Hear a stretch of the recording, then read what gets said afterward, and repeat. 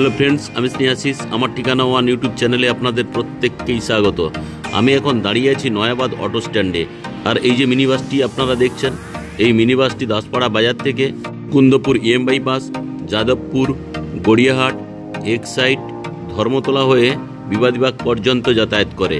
আর এই যে অটোটি দাঁড়িয়ে থাকতে দেখছেন, এই অটোটি নয়াবাদ অটো স্ট্যান্ড থেকে যাদবপুর 8BO বাস স্টপ অবধি যাতায়াত করে।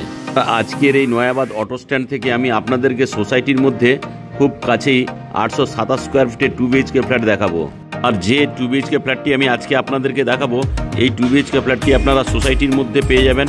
এখানে পাশাপাশি দুটি বিল্ডিং আছে, দুটি বিল্ডিংয়ে টোটাল 12টি ফ্ল্যাট আছে। আর সামনের দিকে যে রাস্তাটি চলে যেতে দেখছেন, এই রাস্তাটি সোজা দাসপাড়া বাজারের দিকে চলে গেছে। আর এই নয়াবাদ হলো কলকাতার মধ্যে অন্যতম এক উদীয়মান আবাসিক এলাকা। আর এই নয়াবাদ এরিয়াটি 109 নম্বর ওয়ার্ডের মধ্যে অবস্থিত। এখানে আপনারা CSC লাইট এবং KMC জলের ফেসিলিটি পেয়ে যাবেন। এখানকার আশেপাশের পরিবেশ দেখে আপনারা নিশ্চয়ই বুঝতে পারছেন কতটা প্রাইম এই নয়াবাদ এরিয়া। এই নয়াবাদ এরিয়ায় আপনারা ছোট বড় বিভিন্ন ধরনের ফ্ল্যাটের অপশন পেয়ে যাবেন। এখানে 1RK ফ্ল্যাট থেকে নিয়ে 1 BHK, 2 BHK, 3 BHK, 4 BHK ফ্ল্যাটেরও option আপনারা পেয়ে যাবেন। আপনারা যারা নয়াবাদ এরিয়ায় কম বাজেটের মধ্যে ফ্ল্যাট খুঁজছেন, এই ফ্ল্যাটটি আপনাদের জন্য একদম সুইটেবল।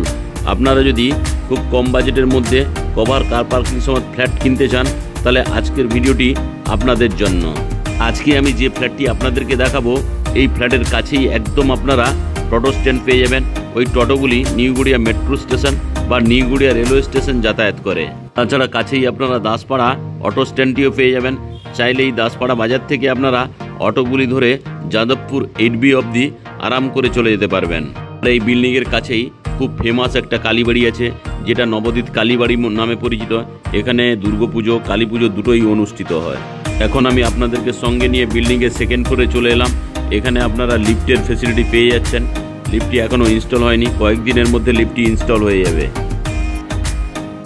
এখন আমি ফ্ল্যাটের মধ্যে প্রবেশ করব। তার আগে এখানে যে মেন দরজাটি দেওয়া রয়েছে, খুব সুন্দর কোয়ালিটির ল্যামিনেশন করে দেওয়া রয়েছে। এখন আমি নর্থ ফেসে মুভ করে ফ্ল্যাটের ড্রয়িং কাম ডাইনিং রুমে প্রবেশ করলাম। এখন আমি ওয়েস্টের দিক থেকে ইস্টের দিকে ক্যামেরা করে দেখাচ্ছি এই ড্রয়িং কাম ডাইনিং প্লেসটি।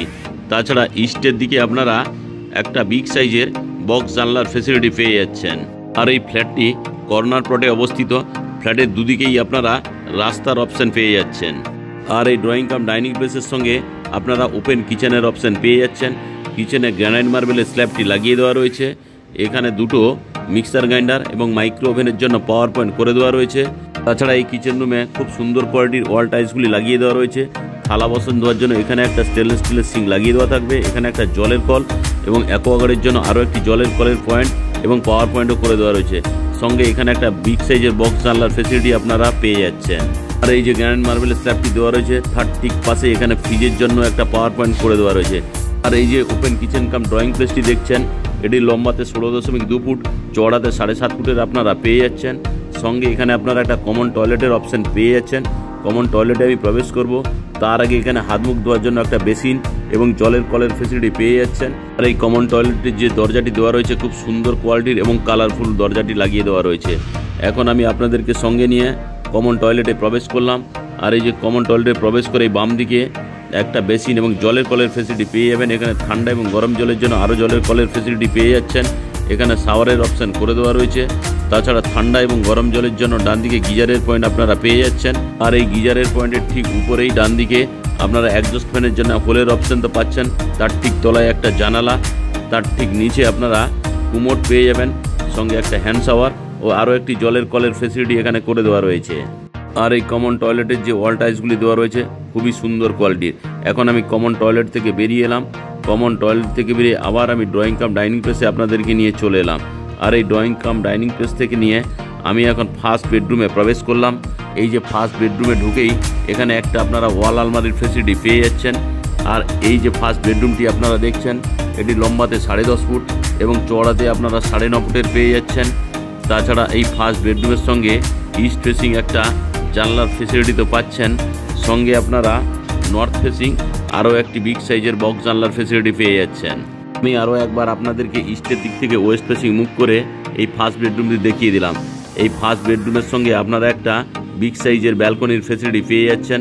আর এই ব্যালকনিতে বসে সকাল সন্ধ্যায় আপনারা বাইরের পরিবেশ উপভোগ করতে পারবেন।